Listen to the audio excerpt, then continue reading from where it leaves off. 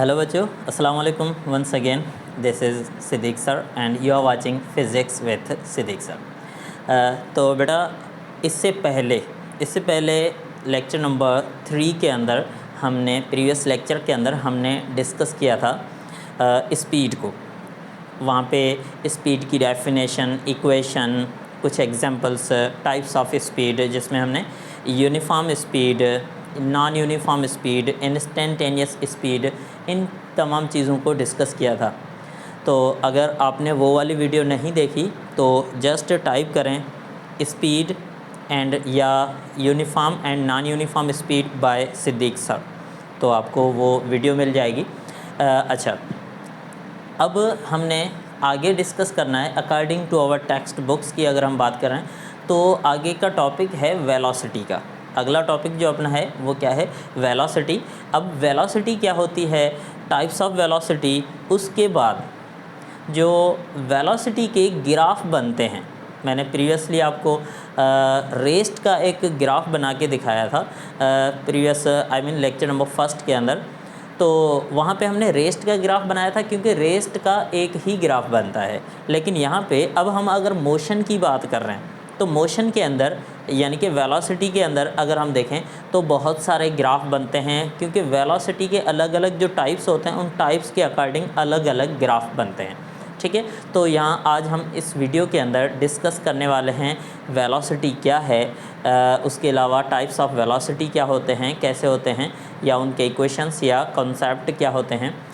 उनके अलावा सबसे इम्पॉर्टेंट जो चीज़ है वो है ग्राफिकल रिप्रेजेंटेशन ऑफ वेलोसिटी। तो यहाँ पे हम वेलोसिटी की ग्राफिकल रिप्रेजेंटेशन के ऊपर ज़्यादा फोकस करेंगे, क्योंकि वेलोसिटी और स्पीड सेम ही चीज़ हैं। जैसे हमने स्पीड को समझ लिया है तो अब वेलोसिटी को समझना बहुत आसान है, लेकिन जो ग्राफिकल रिप्रेजेंटेशन है वहाँ पे हमने ज़्यादा फोकस करना है, कंसंट्रेशन देनी है कि वेलोसिटी का या फिर किसी भी टाइप ऑफ वेलोसिटी का ग्राफ किस तरह बनता है। तो इन तमाम चीज़ों को हम डिस्कस करने वाले हैं इस वीडियो लेक्चर के अंदर। तो आइए शुरू करते हैं। ठीक है, अपना जो टॉपिक है, टॉपिक की हेडिंग दे देता हूँ मैं कि टॉपिक क्या है। अपना टॉपिक है वेलोसिटी, कि भाई वेलोसिटी क्या है। तो एक तो डेफिनेशन हमारे पास वो ये बनती है, the rate of change of displacement. ठीक है, प्रीवियसली जो हमने स्पीड की डेफिनेशन लिखी थी वो भी कुछ ऐसी ही थी, लेकिन वहाँ पे हमने लिखा था the rate of change of distance, मगर यहाँ पे क्या है, the rate of change of displacement. ठीक है, ये बहुत इंपॉर्टेंट चीज़ है कि यहाँ पे rate of change of displacement की बात हो रही है। तो डिस्प्लेसमेंट का कंसेप्ट आप पहले पढ़ चुके हैं कि डिस्प्लेसमेंट क्या है, वो शॉर्टेस्ट पाथ होता है, उसके अलावा वेक्टर क्वांटिटी थी वगैरह वगैरह।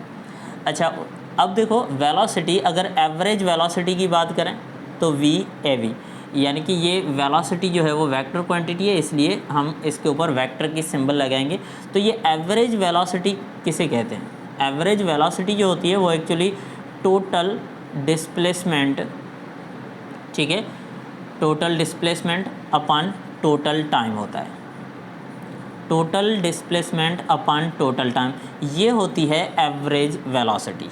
जैसे हमारे पास एवरेज स्पीड थी, वैसे ये हमारे पास क्या है, एवरेज वेलोसिटी। अच्छा, उसके अलावा यूनिट जो है वो सेम होगा। देखिए, ये पहले मैं सिंपल सी चीज़ें लिख लेता हूँ।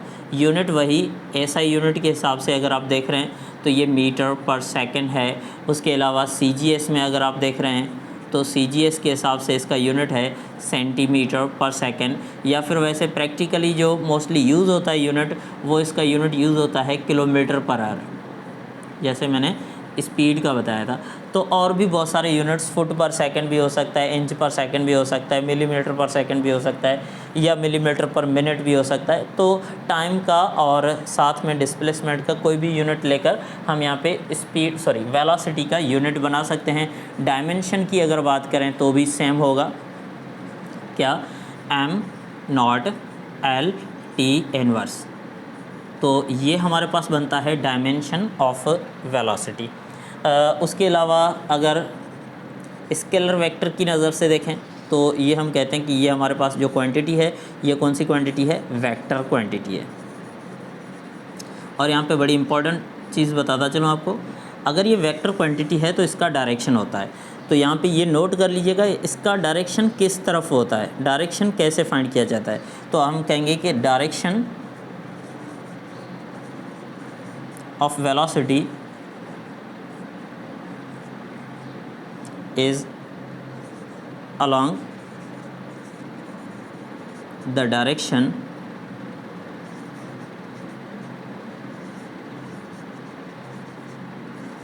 of displacement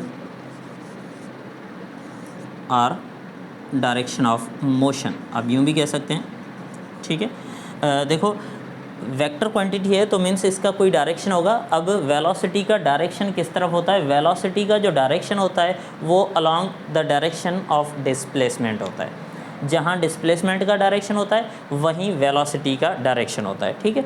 अच्छा, या फिर आप यूँ भी कह सकते हैं जिस तरफ मोशन का डायरेक्शन होता है वही वेलोसिटी का डायरेक्शन होता है। लेकिन ये याद रहे, ये पॉइंट जो मैंने लिखी है वो इन लीनियर मोशन, ये सिर्फ लीनियर मोशन के लिए है। बाकी मोशंस के लिए क्या होता है वो हम बाद में डिस्कस करेंगे, क्योंकि ये हम चैप्टर जो यहाँ पे डिस्कस कर रहे हैं वो है मोशन इन वन डायमेंशन, ठीक है, यानी कि लीनियर मोशन को हम पढ़ रहे हैं। तो पहले हम लीनियर मोशन के हिसाब से ही मैं इनके पॉइंट्स लिख रहा हूँ। तो वेक्टर क्वांटिटी है वेलोसिटी, और इसका डायरेक्शन हमेशा लीनियर मोशन में हमेशा वेलोसिटी का डायरेक्शन जो है वो डायरेक्शन ऑफ डिस्प्लेसमेंट होता है या फिर डायरेक्शन ऑफ मोशन होता है। जिस डायरेक्शन में ऑब्जेक्ट मूव कर रहा है वही है डायरेक्शन ऑफ वेलोसिटी, ठीक है। अच्छा, ये बात क्लियर हो गई। उसके बाद अगर मैं यहाँ पे कोऑर्डिनेट सिस्टम के हिसाब से आपको थोड़ा डायरेक्शन का आइडिया बताऊँ तो ये हमारे पास कोऑर्डिनेट सिस्टम है। अब देखें, अगर ऑब्जेक्ट इधर मूव कर रहा है तो हम कहेंगे कि velocity is along x axis. इस डायरेक्शन के मुताबिक वेलोसिटी जो है वो अलोंग एक्स एक्सिस है। अगर ये ऑब्जेक्ट फॉर एग्जांपल इस तरफ मूव कर रहा है तो हम कहेंगे the velocity is along negative axis. यहाँ पे हम कहेंगे velocity is along x axis यानी कि पॉजिटिव एक्स, और यहाँ पे हम कहेंगे the velocity is along negative x. या फिर आप यहाँ पे राइट वर्ड और यहाँ पे लेफ़्ट वर्ड का वर्ड यूज़ कर सकते हैं। या फिर अगर ईस्ट वेस्ट की बात हो रही है तो आप कहेंगे कि यहाँ पे जो वेलोसिटी का डायरेक्शन है वो ईस्ट की तरफ है और यहाँ पे वेलोसिटी का डायरेक्शन जो है वो वेस्ट की तरफ है, ठीक है। अच्छा, इस तरह आप इनका डायरेक्शन जो है वो डिसाइड कर सकते हैं according to the direction of motion, according to the direction of displacement. चलें, ये बात हो गई यहाँ तक। अच्छा, उसके बाद अब हमारे पास टाइप्स ऑफ वेलोसिटी आते हैं, लेकिन यहाँ पे एक और चीज़ भी आप क्लियरली देख लें। एक और मैं यहाँ पे पॉइंट लिख रहा हूँ, ठीक है। एक मिनट, ये पॉइंट जो है वो वीडियो में आ रही है कि नहीं? Yes, okay. यहाँ पे एक मैं पॉइंट लिख रहा हूँ, magnitude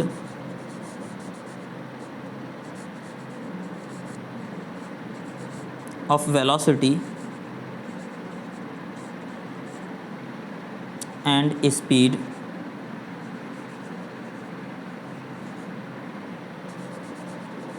are equal in linear motion because in linear motion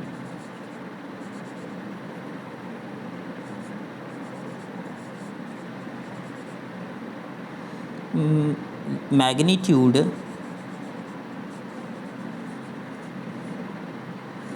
of displacement and distance are same, ठीक है। ये पॉइंट वीडियो में आ रही है, ओके, यस। अच्छा बेटा, यहाँ पे मैंने एक पॉइंट लिखी है। इस पॉइंट में मैंने क्या लिखा है कि वेलोसिटी और स्पीड का मैग्नीट्यूड सेम होता है। कहाँ पे? लीनियर मोशन में। अगर कोई ऑब्जेक्ट स्ट्रेट लाइन में मूव कर रहा है, स्ट्रेट लाइन में, ठीक है, तो वहाँ पे वेलोसिटी और स्पीड आपस में बराबर होंगे मैग्नीट्यूड के लिहाज से। दोनों का मैग्नीट्यूड सेम होगा। क्यों? क्योंकि दोनों का जो डिस्टेंस और डिस्प्लेसमेंट है ऑब्जेक्ट की मोशन में, जो डिस्टेंस या फिर डिस्प्लेसमेंट कवर हो रहा है वो इक्वल है। जितना डिस्टेंस है, ये हमने प्रीवियसली पॉइंट में डिस्कस किया था कि लीनियर मोशन में डिस्टेंस और डिस्प्लेसमेंट हमेशा आपस में बराबर होते हैं। जब डिस्टेंस एंड डिस्प्लेसमेंट बराबर होंगे तो हम कह सकते हैं कि वहाँ पे वेलोसिटी और स्पीड भी आपस में इक्वल होंगे। So this point is only for linear motion in one dimension. ठीक है। अच्छा, यहाँ पे मैं टाइप्स ऑफ स्पीड को डिस्कस करने से पहले आपको थोड़ा स्पीड और वेलोसिटी का एक क्लियर डिफरेंस बताता चलूँ कि मान लीजिए ये हमारे पास कोई पॉइंट है ए, ये हमारे पास पॉइंट है बी। ठीक है बेटा। अच्छा, ए और बी, अच्छा ए और बी यानी कि कोई ऑब्जेक्ट, कोई पर्सन ए से बी तक जाता है, इसने 100 मीटर का डिस्टेंस कवर किया। ठीक है। अच्छा, उसके अलावा अगर कोई पर्सन, कोई बंदा यहाँ से लीनियरली सीधा ए से बी की तरफ जाता है यूँ, तो इसने मान लीजिए कि 60 मीटर का डिस्टेंस कवर किया, क्योंकि ये इस रास्ते की लंबाई ज़्यादा है। The length of this path is greater than the length of that path. Okay, so ये पाथ, मान लीजिए कि ये पाथ हमारे पास x है, ये पाथ y है। तो आपसे कोई पूछे कि किस पाथ की लेंथ जो है वो ज़्यादा है, तो आप बगैर कन्फ्यूजन के ये कहेंगे कि जो पाथ x है इसकी लेंथ ज़्यादा है, पाथ y की लेंथ कम है। अब देखें, ये डिस्टेंस था और ये डिस्प्लेसमेंट था। अगर आप यहाँ पे स्पीड की कैलकुलेशन कर रहे हैं, अब देखिए यहाँ पे जो टाइम लगता है, तो टाइम तो दोनों को सेम लगता है। टाइम कितना लगता है? टाइम दोनों को लगता है, ऐसा समझ लें कि 2 सेकंड। मैं थोड़ा सिंपल एग्जांपल ले रहा हूँ, ठीक है। 2 सेकंड का टाइम लग रहा है इधर। अच्छा, अभी आप पहले स्पीड कैलकुलेट करके देखें। स्पीड की कैलकुलेशन आप करेंगे तो आप स्पीड में क्या लिखते हैं? Total distance upon total time. तो टोटल डिस्टेंस कितना कवर हुआ है? 100 मीटर। ठीक है। अच्छा, टोटल टाइम कितना हुआ, कितना लगा यहाँ पे? 2 सेकंड। अच्छा, तो यहाँ पे कैलकुलेशन करेंगे तो स्पीड आपको कितनी मिल गई? 50 मीटर पर सेकंड। अच्छा, अब हम बात करते हैं वेलोसिटी की कि भाई यहाँ पे वेलोसिटी क्या है। देखिए, इस एग्जांपल में मैं स्पीड और वेलोसिटी दोनों की कैलकुलेशन आपको बता रहा हूँ कि स्पीड क्या है और वेलोसिटी क्या है। अच्छा, यहाँ पे इस वेलोसिटी के लिए हम क्या लिखेंगे? टोटल डिस्प्लेसमेंट, जो कि डिस्प्लेसमेंट कवर हुआ है यहाँ से यहाँ तक, वो कितना है? 60 मीटर। और टाइम कितना लगा? वही 2 सेकेंड। तो यहाँ पर अगर कैलकुलेशन करते हैं तो 30 मीटर पर सेकेंड। तो अब देखें, ऑब्जेक्ट या कोई पर्सन ए से बी तक अगर इस पाथ को फॉलो करके बी तक पहुंचता है तो उसको 100 मीटर का डिस्टेंस कवर करना पड़ेगा। अगर वो शॉर्टेस्ट पाथ से जाता है तो उसको कम जो है वो डिस्टेंस कवर करना पड़ेगा, यानी कि 60 मीटर का डिस्टेंस कवर करना पड़ेगा। ठीक है। अच्छा, तो अब अगर ये सीधा जा रहा है, मतलब ये डिस्प्लेसमेंट है, तो वहाँ पे हम कैलकुलेट करेंगे वेलोसिटी में 60/2, तो ये 30 मीटर पर सेकंड बन गई। और स्पीड की अगर बात करते हैं तो 100 मीटर का डिस्टेंस कवर हुआ है, तो 100/2, तो यहाँ पे 50 मीटर पर सेकंड ये हमारे पास स्पीड है और ये हमारे पास है वेलोसिटी। तो ये डिफरेंस होता है अगर ऑब्जेक्ट स्ट्रेट लाइन में मूव करता है तो इस तरह अगर ऑब्जेक्ट मूव करता है तो यहाँ पे हमें स्पीड मिलेगी। वैसे जो ऑब्जेक्ट या कोई बॉडी जब मूव करती है ना, तो वो हमेशा स्पीड के साथ मूव करती है। ठीक है। प्रैक्टिकली वो वेलोसिटी के साथ मूव नहीं करती, क्योंकि 100% स्ट्रेट लाइन में मूव करना इतना आसान नहीं है। तो कोई भी ऑब्जेक्ट मूव करता है तो वो कोई ना कोई पाथ कवर करता है। यहाँ पे ये पोजीशन की चेंजिंग है। ठीक है। अगर यहाँ पे आप स्पीड कैलकुलेट करेंगे तो आप इस पाथ के थ्रू करेंगे, अगर आपने वेलोसिटी कैलकुलेट करनी है तो इस पाथ के थ्रू कैलकुलेट करनी है। चलें, ये बात हो गई। अब हमारे पास आगे क्या है? अब हमारे पास जो है वो टाइप्स ऑफ स्पीड जो है वो यूज़ होते हैं। ठीक है। देखें, हम थोड़ा तरतीब के साथ चल रहे हैं ताकि आपको आसानी से समझ आए। टाइप्स ऑफ स्पीड नहीं, टाइप्स ऑफ वेलोसिटी, क्योंकि स्पीड को तो हम पढ़ चुके हैं। अब हम बात कर रहे हैं वेलोसिटी की। तो टाइप्स ऑफ वेलोसिटी, जैसे हमने टाइप्स ऑफ स्पीड की बात करी थी, तो स्पीड का एक टाइप हमने पढ़ा था यूनिफॉर्म स्पीड। तो वैसे ही यहाँ पे एक टाइप हमारे पास स्पीड का है जिसको हम क्या कहेंगे? यहाँ पे टाइप वेलोसिटी का है जिसको हम क्या कहेंगे? Uniform velocity. ये बार बार स्पीड का नाम आ जाता है ज़बान पे, तो जहन में रहे यहाँ पे हम वेलोसिटी को डिस्कस कर रहे हैं। तो यूनिफॉर्म वेलोसिटी क्या होती है? अब देखें डेफिनेशन वही सेम जैसे हमने स्पीड के लिए लिखी थी, वो क्या थी? इक्वल डिस्टेंस कवर्ड, लेकिन डिस्टेंस नहीं, यहाँ पे क्या लिखेंगे? Equal displacement covered in equal interval of time. ठीक है बेटा, तो ये हमारे पास है यूनिफॉर्म वेलोसिटी की डेफिनेशन। लेकिन इसको समझने के लिए, यूनिफॉर्म वेलोसिटी को समझने के लिए हम एक डेटा बनाते हैं पहले, उस डेटा के हिसाब से फिर हमें एक ग्राफ भी प्लॉट करना पड़ेगा इसको मुकम्मल तौर पे समझने के लिए। देखिए ये हमारे पास एक डेटा है,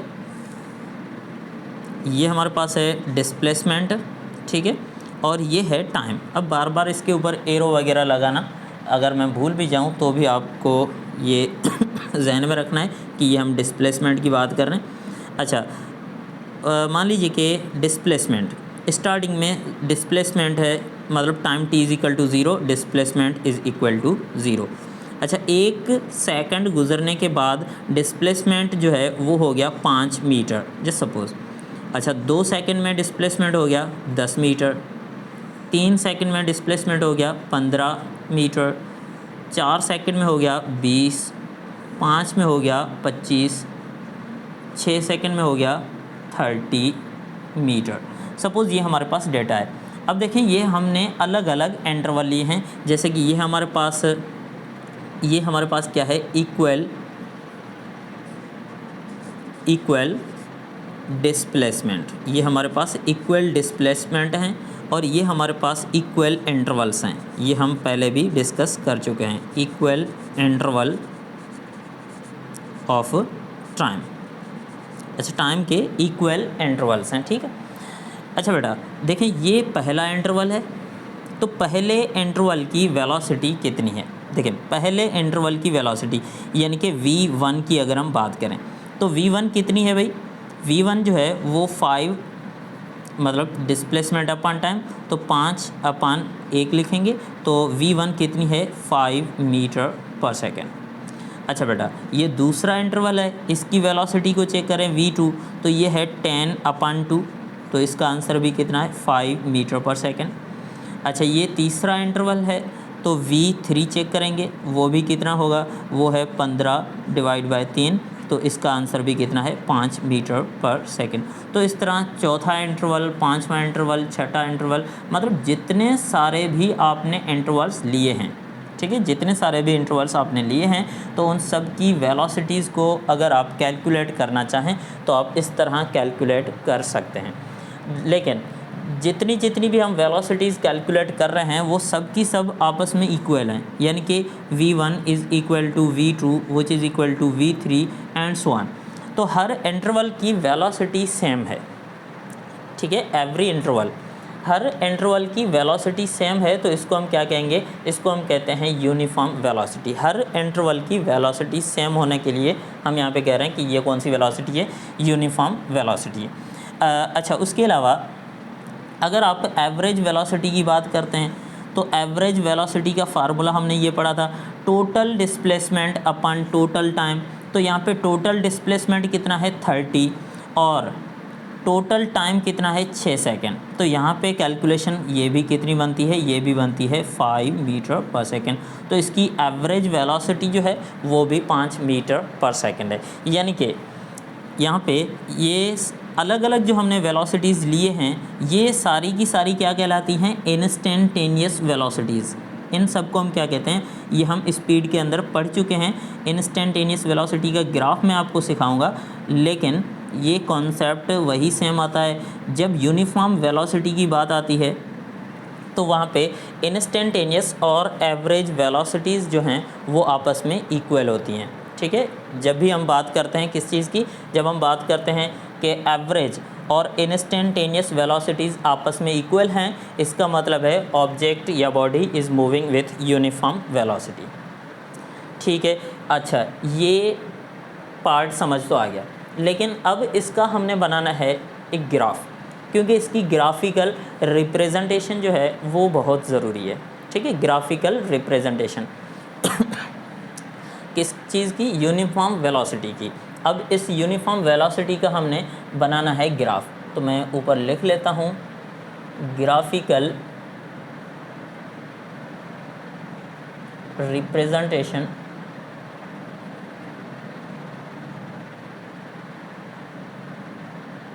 ऑफ यूनिफॉर्म वेलोसिटी। ठीक है बेटा, पहले हम यूनिफॉर्म वेलोसिटी की ग्राफिकल रिप्रेजेंटेशन मालूम करेंगे कि इसका ग्राफ कैसे बनता है यूनिफॉर्म वेलोसिटी का। उसके बाद हमने नॉन यूनिफॉर्म वेलोसिटी के भी ग्राफ बनाने हैं। ठीक है, पहले हम यूनिफॉर्म वेलोसिटी का ग्राफ बनाते हैं।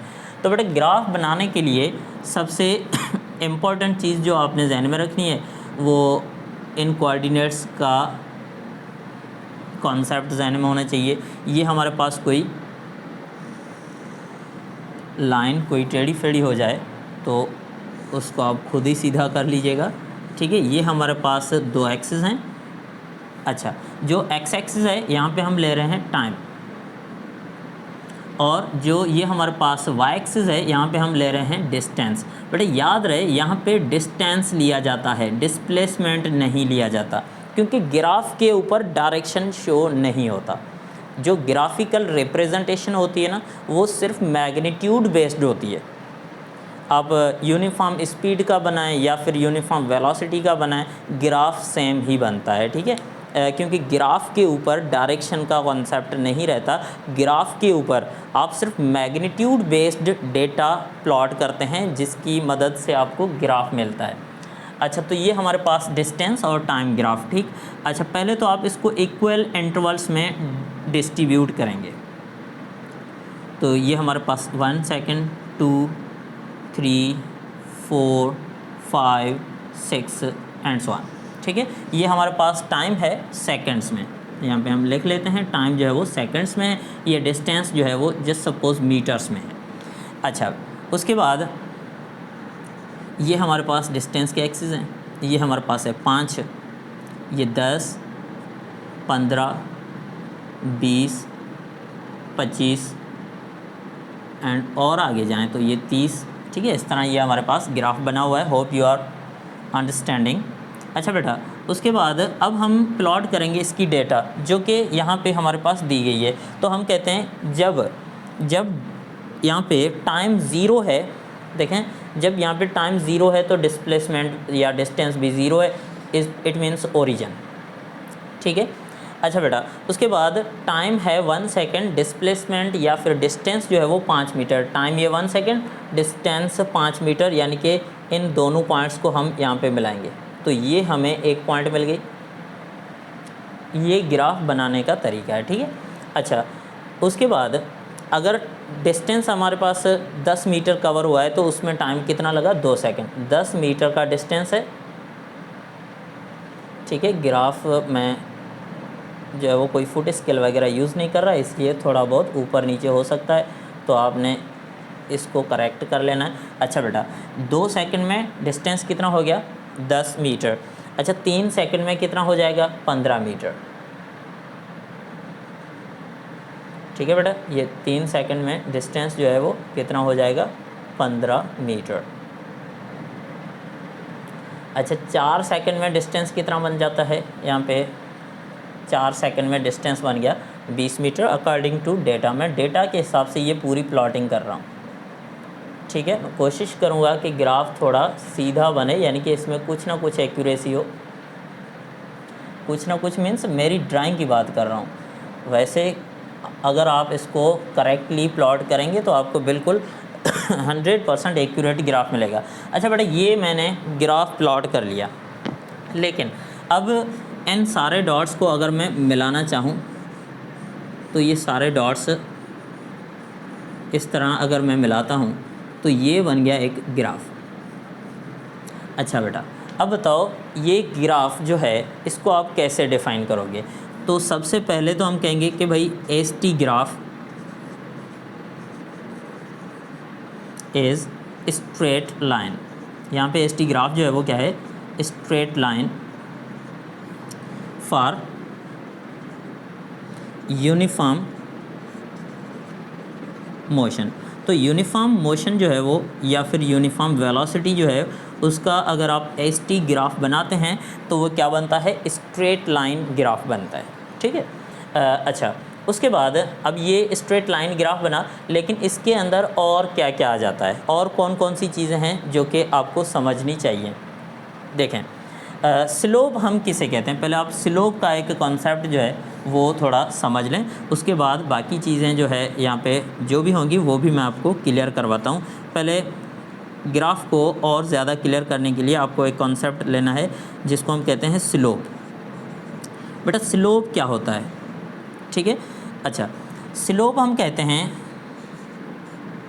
स्लोप इज़ एक्चुअली परपेंडिकुलर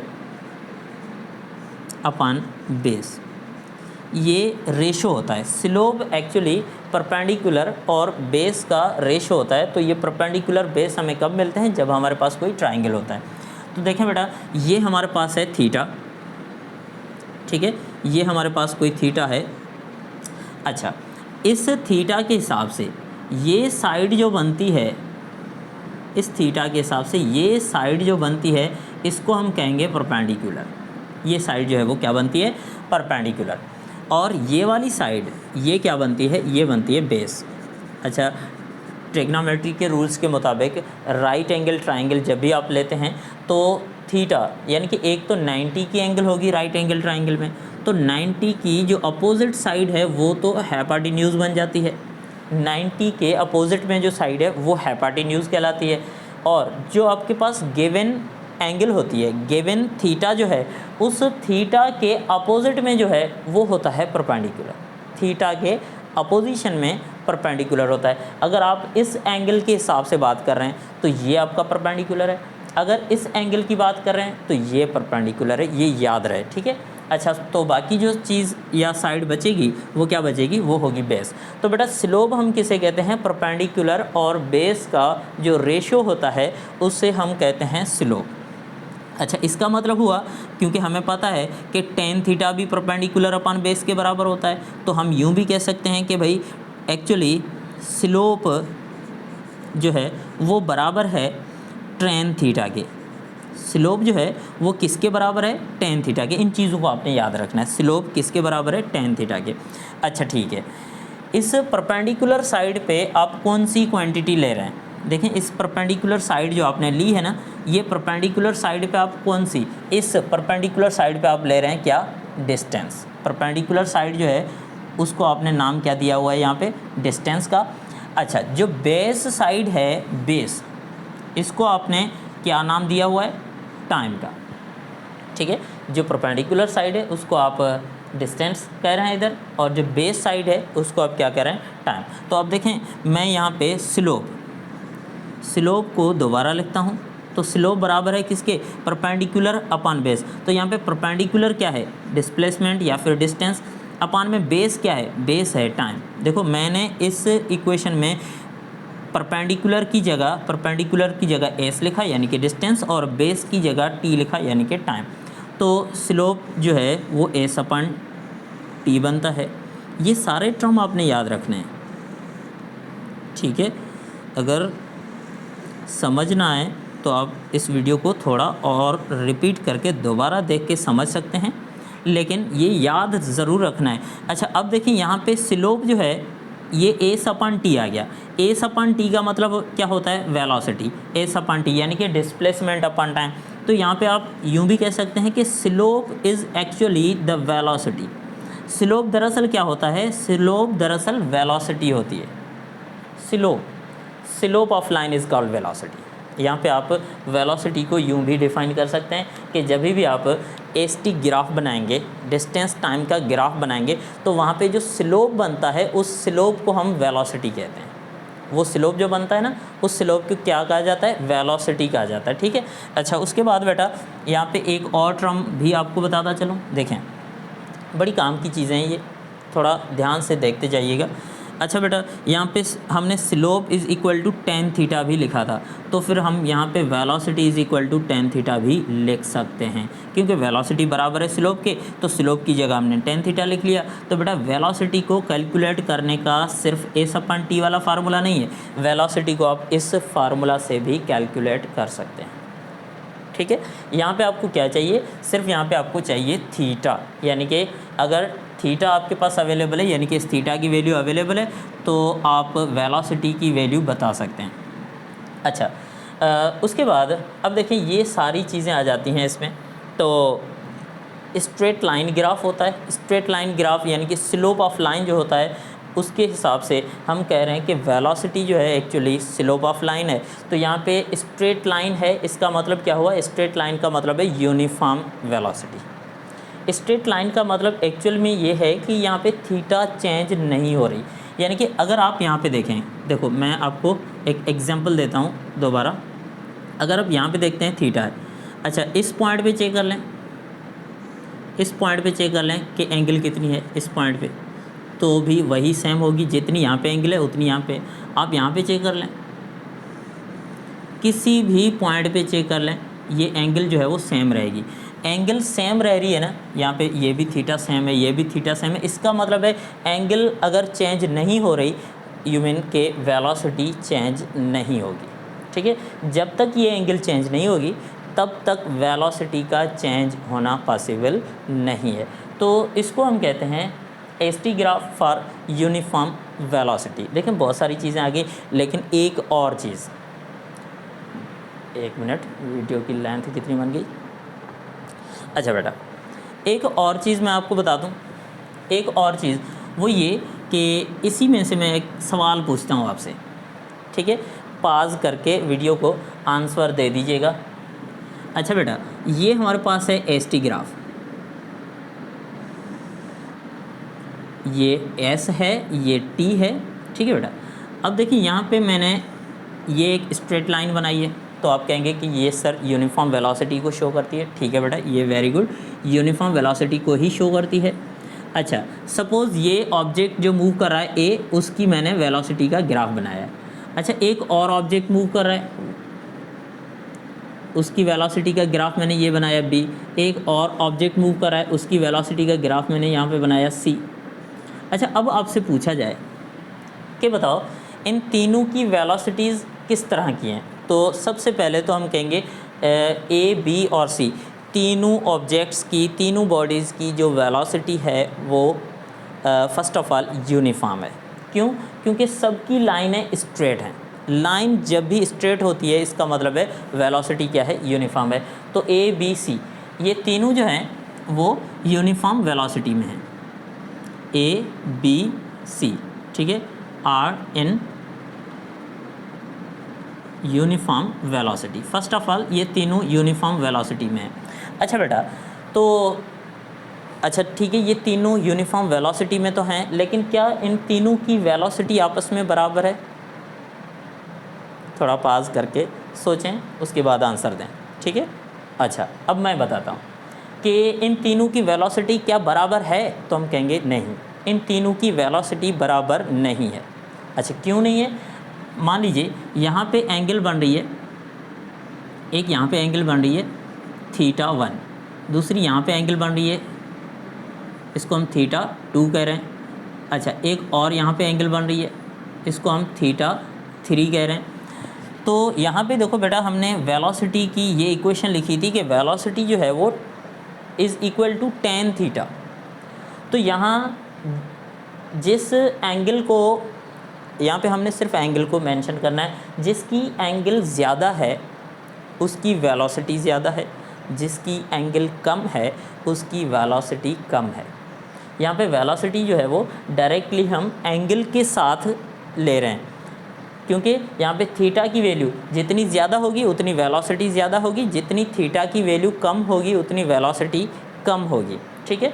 अच्छा, अब देखें यहाँ पे अगर आप कहेंगे वेलोसिटी की बात करेंगे तो हम कहेंगे V A is less than V B which is less than V C, यानी कि वी ए जो वेलोसिटी है सबसे कम है अच्छा, उसके बाद उससे बड़ी वेलोसिटी vb है, सबसे बड़ी वेलोसिटी जो है वो vc है, यानी कि ऑब्जेक्ट c की वेलोसिटी सबसे ज़्यादा है और ऑब्जेक्ट b की वेलोसिटी a की वेलोसिटी जो है वो सबसे कम है।